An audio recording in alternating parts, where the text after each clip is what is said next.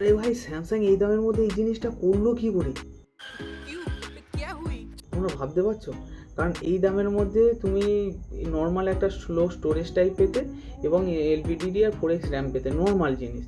কিন্তু সেই জায়গাটায় স্যামসাং দিয়ে দিয়েছে LPDDR5X র্যাম, তার সাথে দিয়েছে UFS 3.1 স্টোরেজ টাইপ, তার সাথে দিয়ে দিয়েছে স্ন্যাপড্রাগনের প্রসেসর, যেটা হলো স্ন্যাপড্রাগন 6 Gen 3 এর 4nm এর প্রসেসর, যাতে মাখনের মতো গেম করে নাও। 60 FPS এ BGM এর সাপোর্ট করে, টোটালি কোনো হ্যাং ল্যাগ ছাড়া কোনো প্রবলেম হবে না। কারণ স্যামসাং এইবারে তোমার কলেজ স্টুডেন্ট, নর্মাল স্টুডেন্টদের একটু ভালো টার্গেট করেছে, কারণ এই দামের মধ্যে পাওয়াটা সবচেয়ে মুশকিল ব্যাপার।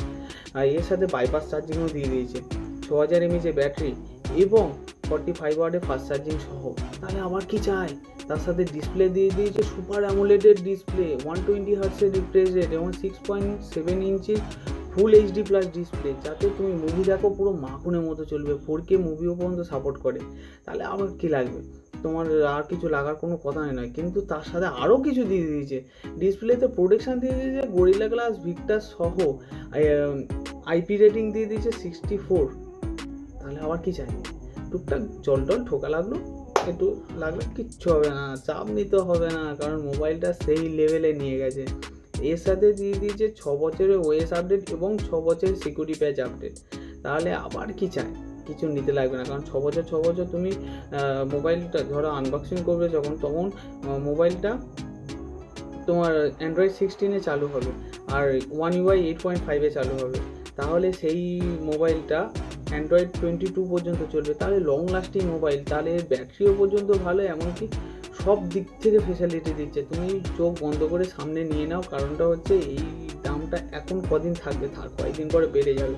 কারণ এই মোবাইলটা তোমার 23,999 টাকায় পেয়ে যাবে ফার্স্ট সেলে, তারপরে তোমার দাম বেড়ে সেটা 26-27 পারে যাবে। হ্যাঁ, এত শেষে মোবাইলটার নামটা ভুলে যাও না?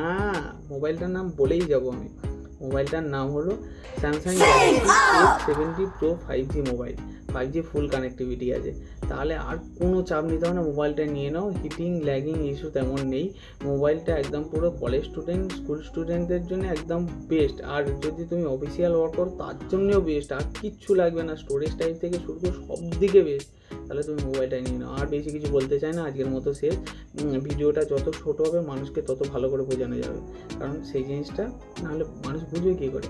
এই মোবাইলটা নিয়ে নাও, আমার রেকমেন্ডেশন। কারণ স্যামসাংয়ের ক্যামেরা থেকে শুরু করে সব কিছু ভালো হয়। কারণ ট্রিপল রেয়ার 50 মেগাপিক্সেলের ট্রিপল রেয়ার ক্যামেরা, এমনকি আলট্রা ওয়াইডও আছে, মাইক্রো লেন্সও আছে।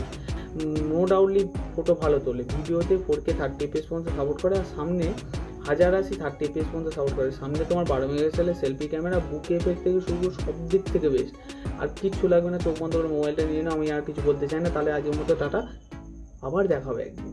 টাটা।